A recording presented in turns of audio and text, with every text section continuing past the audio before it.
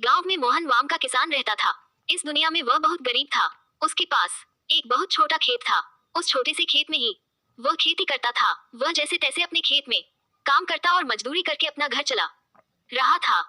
एक दिन भयंकर गर्मी पड़ रही थी, फिर भी किसान रोजाना की तरह ही खेत में काम कर रहा था।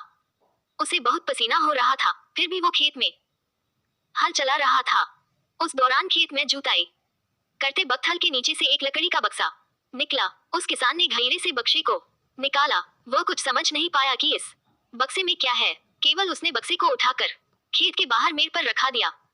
उसने देखा कि यह बक्सा खाली है, तो उसने अपनी दोपहर की रोटियां उसमें रख दी और वापस अपना काम करने लगा। थोड़ी देर बाद दोपहर में जब खाना खाने आया तो उसके देखा कि बक्से में बहुत सारी रोटियां थी। उस किसान को बहुत आश्चर्य हुआ। किसान ने सोचा कि ये तो जादुई बक्सा है, उसमें जो भी चीज डालो वह कई गुना हो जाती है। जो भी वस्तु उस बक्से में डाल रहे थे वह कई गुना हो रही थी। उसने दोपहर का भोजन किया और फिर हल चलाने लगा।